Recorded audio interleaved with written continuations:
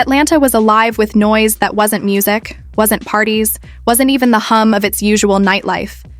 It was the sound of whispers mutating into storms, the kind of rumors born in shadowy Instagram comments that creep into TikTok. Stitches, spiral into endless Twitter threads, and grow sharp enough to cut reputations. And at the center of that storm was not an album, not a movie, not even a scandal built over months, but a single image that split the city. A hospital bed. Photo. Tamar Braxton lying with her face hidden beneath bandages, her caption delivered like a sermon written in tragedy. I almost died. Found in a pool of blood. My nose is fractured. My teeth are missing. The words were not just an update. They were a declaration. They were a dagger. 4 teeth gone. A nose broken. A body displayed as shattered glass. Within minutes, timelines, filled with candles, prayer hands, heart emojis dripping with grief, as if the city itself was gasping for her. Blogs scrambled to write updates. YouTubers switched on cameras to push breaking news. Tamar didn't just post a picture. She stole the world's sympathy in one swipe. And for a moment, she owned the silence. But Atlanta has never been a place that stays silent. Even as the prayers kept coming, doubt slithered into comment sections. People wanted more than words. They wanted to know who had been there, who had seen her before the bandages, who had walked beside her on the night that ended in blood. And as receipts began to leak, as names floated in group chats, one figure was suddenly in the spotlight: Funky Dineva. Hours before Tamar's hospital post, he had been right there, smiling with her at his birthday dinner. They were seen at Ruth's Chris, then at V12 Lounge, laughing under neon lights. And by morning, the storyline had turned. Tamar became the fragile victim. Funky Dineva became the shadowy villain. Imagine it. Going to bed after a night of food, drinks, and laughter, then waking up to find your name dragged through hashtags, as if you were a predator. Funky Dineva's comments exploded with accusations. You were the last one with her. What did you do to Tamar? Speak up. At first, he leaned on humor. He had built his brand on shade, on surviving storms. But this wasn't petty gossip. This was an accusation too heavy to laugh away. To be painted as the man who harmed a woman. That wasn't a rumor. That was a scar that could stain forever. By the time Funky Dineva hit the live button, over 7,000 people were already waiting. Not cheering fans, not loyal supporters, but prosecutors in comment form. And so he told his truth. Dinner at Ruth's Chris, drinks at V12, dancing, laughter, dropping Tamar off at her home. Nothing unusual, no drama, no fight. But the danger wasn't in his words. The danger was in hers, or rather her lack of them. Because Tamar never posted to clear him. She never wrote the simple line, "My friend had nothing to do with this." Instead, she let her silence do the speaking.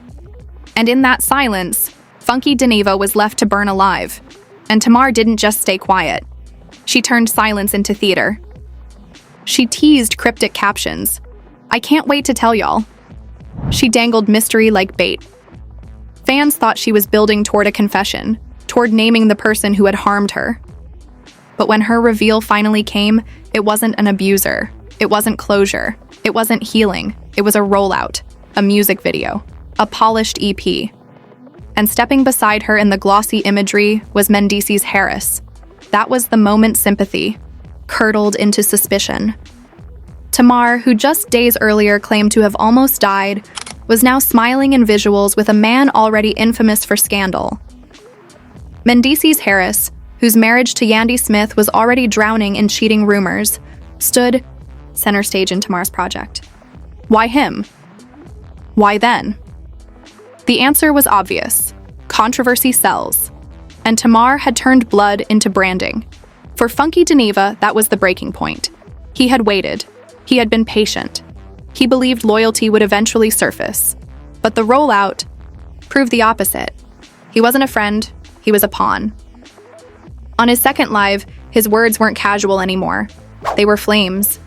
I was collateral damage in a 2-bit PR stunt, he said, and this time he came armed with receipts. Screenshots of texts Tamar had sent during her supposed hospital stay. Not desperate, not broken, not terrified, Casual. Playful. Friend? Oh my god, she typed, like someone narrating a scene instead of surviving it. Funky Dineva asked the question out loud. If you were me, what would you think? Who jokes like that if they're bleeding out? The betrayal wasn't just in her words. It was in her choices. Friendship means stepping in front of the fire. But Tamar stepped back and let the flames devour. And the fact that she chose Mendeecees Harris sharpened the betrayal. She could have picked anyone, but she chose a man tied to Yandy Smith, a man already tagged by gossip blogs as unfaithful. Tamar knew what kind of headlines it would generate. She wanted them. Mess meant views, and mess sold music. And when old clips of Tamar Braxton resurfaced, we spoiled her. We let her get away with everything. We created a monster. Those words hit like prophecy. Tamar wasn't stumbling through chaos. She was orchestrating it. The tragedy was that she didn't need to. Tamar's voice could silence arenas. Her talent was undeniable. But instead of leading with her gift, she led with manipulation. Instead of allowing her music to carry her, she let bandages and blood take center stage. Atlanta split down the middle. Some fans held on to her tightly, convinced she was misunderstood, that the world was cruel. But others were tired, drained, and disgusted. How many times could one woman cry wolf before the world stopped running? This time, the cries didn't echo.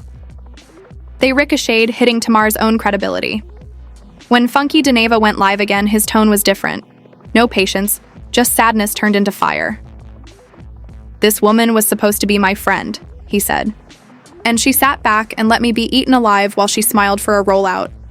What kind of person does that? The comments filled instantly. Selfish. Narcissist. Desperate. Sympathy had soured into disgust. Tamar's response was predictable. Pastel backgrounds, captions about peace, healing, growth. But the trick was tired. Fans weren't buying it. Healing doesn't mean letting your friend drown. Peace doesn't mean silence when truth could save. Growth doesn't mean faking pain. Even her sugar-coated post, no matter what he says, I love Miss Funky Dineva, rang hollow. Funky Dineva clapped back with finality. Love me? You don't love me. You used me. And that was the truth at the heart of the storm. Love, friendship, loyalty, all turned into props. Tamar used them all, and the city saw it. The blogs saw it. The fans saw it. What began as sympathy for a woman in a hospital bed had become the story of a performance collapsing under its own lies. By the time the second wave of chaos hit Atlanta, the city no longer sounded like a place whispering in confusion. It sounded like a courtroom, and Tamar Braxton was on trial in the court of public opinion. The prayers that had once filled her comments had turned into questions, and the questions hardened into accusations. Funky Dineva, once painted as a villain by association, had transformed into the one pulling back the curtain. His patience was gone, his voice steady but sharpened by betrayal. He leaned into his camera, eyes heavy with exhaustion, and delivered the blow that Atlanta had been waiting to hear. This woman was supposed to be my friend, and she let me burn alive while she rolled out a damn music video. What kind of person does that? The words were not just a statement, they were a sentence. The comments erupted like flames catching gasoline. Selfish. Narcissist. Clout chaser. The audience that once begged for Funky Dineva's defense now gave him their verdict, innocent. The sympathy once draped around Tamar had curdled into disgust. She had been caught in her own silence, and the very performance that was meant to relaunch her career had dismantled her credibility. But Tamar, instead of confronting the storm head-on, returned to her old playbook. She flooded Instagram with posts about peace, healing, spirituality, and growth. Pretty captions over pastel-colored backgrounds. Hashtags about light and rising above negativity. It was the same tactic she had used for years, wrapping herself in the cloth of victimhood, turning accountability into avoidance. But this time, the audience had changed. The same followers who once clung to her words now filled her comments, with rage and sarcasm. Where was this peace when Funky was being dragged? Healing doesn't mean lying. You're hiding behind God instead of facing the truth. What was once her shield had become a mirror, reflecting her hypocrisy for everyone to see. And then came the bomb that made everything worse.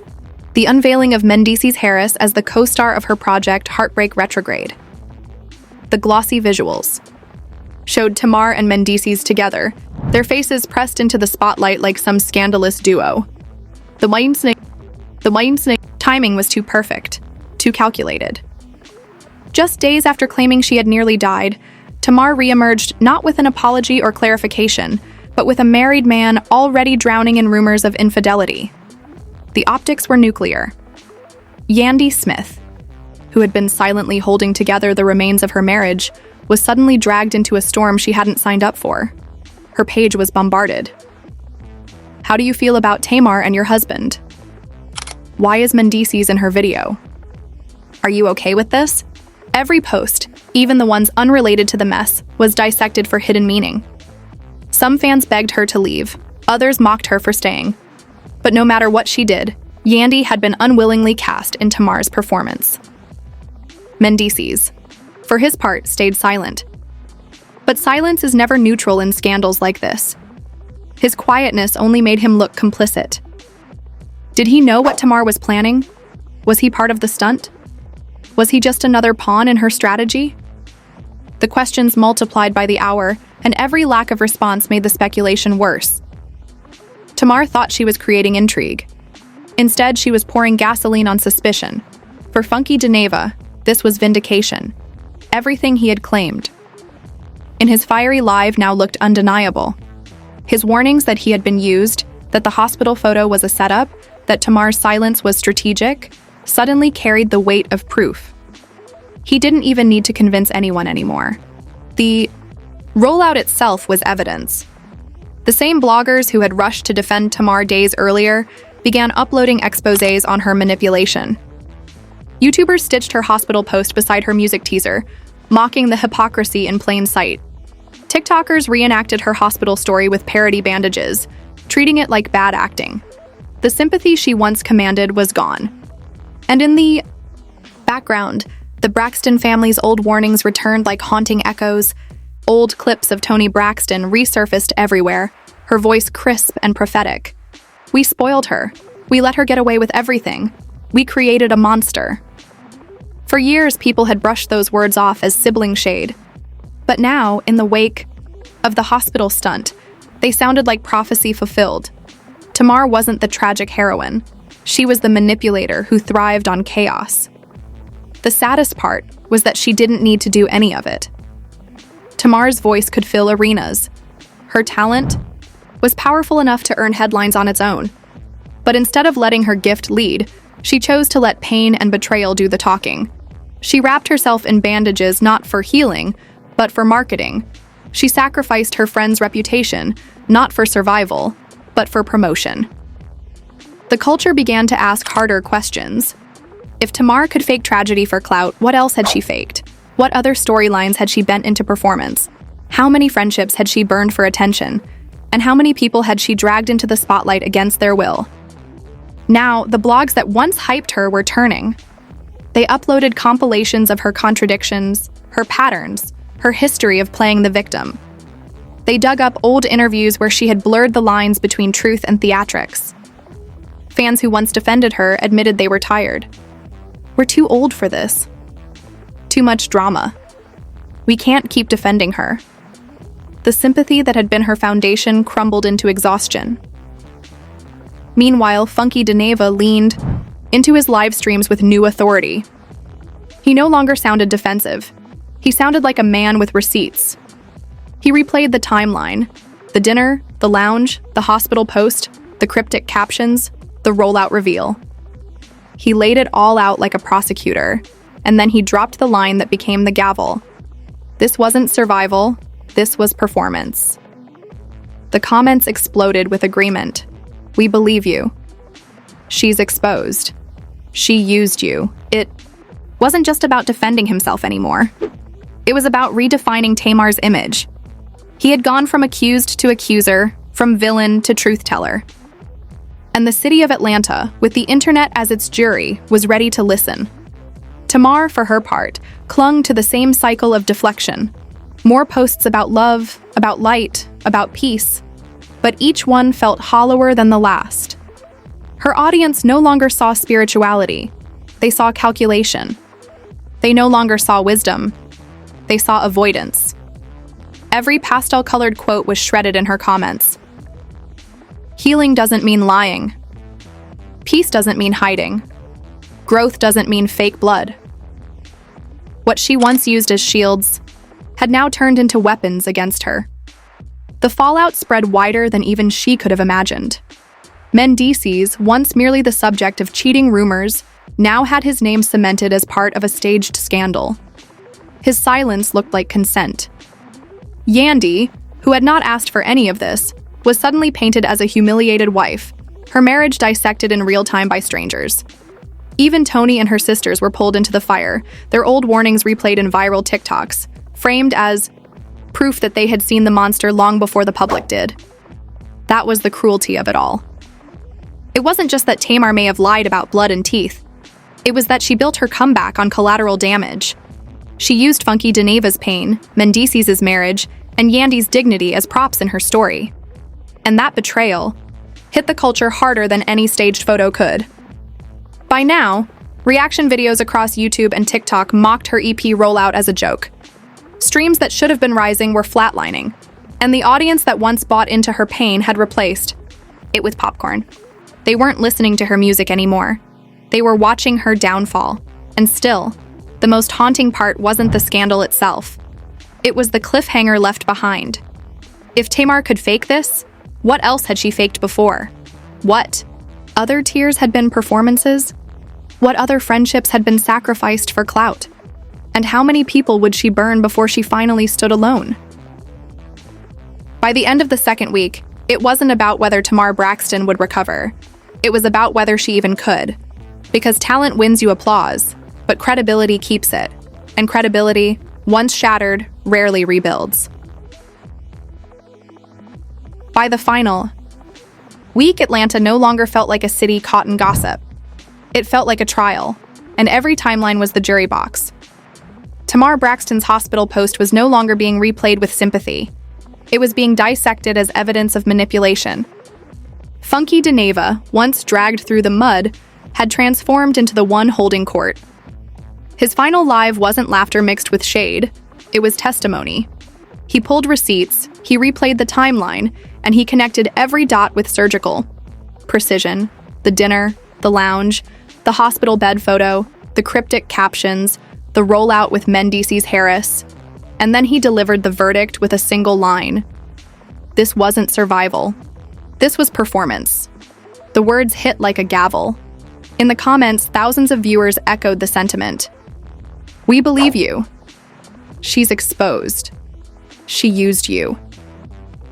What began as Funky Dineva's attempt to defend himself had become a cultural unmasking. He wasn't just clearing his own name. He was redefining Tamar's. Tamar, instead of answering the accusations, doubled down on her cycle.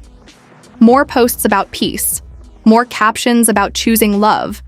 More carefully curated quotes about growth. But her words, once soft shields, now felt like excuses. Her silence no longer looked spiritual. It looked manipulative. Every pastel-colored post was drowned in comments.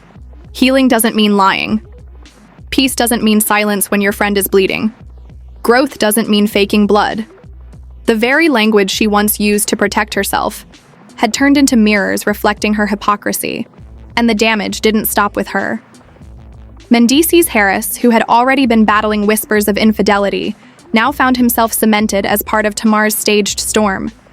His silence looked less like dignity and more like complicity. Did he know? Did he agree? Or was he just another pawn? Either way, his name was scorched. Yandy Smith, who had never asked to be part of the rollout, became collateral damage. Her page was attacked daily. Her marriage dissected by strangers. Her silence treated as weakness. No matter what she did, Tamar had dragged her into a fire she never lit. The cruelty of it all was clear. Tamar hadn't just risked her own reputation. She had gambled with the reputations of others. She built her comeback not on her own pain, but on the backs of people who trusted her. And that betrayal was bigger than any hospital picture. Blogs that once hyped her switched sides. Compilations of contradictions flooded YouTube. TikTokers parodied her hospital story with exaggerated acting, treating it like comedy instead of tragedy. Twitter mocked her daily, memes turning her comeback into a circus. And the audience, once loyal, began walking away. Too much drama. We can't keep defending her. She's exhausted us. Meanwhile, Funky Dineva ended his final live with a chilling promise. He leaned into the camera, his voice steady, but heavy with betrayal. Since you had no problem letting me burn, I'm going to let the truth burn. And when I'm done, there won't be anything left to hide behind. The audience roared with support. He had gone from being accused to being vindicated, from being mocked to being believed. The fallout was brutal. Tamar's EP, once hyped, as her rebirth, was mocked as a stunt. Streams plummeted. Reaction videos mocked the rollout instead of promoting it. One viral comment summed it up. She wanted us to buy her album, but we're just buying popcorn. The comeback she had staged had collapsed into her downfall. And yet the most haunting question wasn't whether she lied about one night. It was whether she had lied about others. If Tamar Braxton could perform near death for attention, what else had she performed? How many tears had been staged? How many friendships had been sacrificed for storylines? How many allies had been burned for clout? And how many people would she pull down with her before she finally stood alone? By the end, Atlanta wasn't asking if Tamar would recover. It was asking if she even could. Because applause comes with talent, but credibility is what sustains it.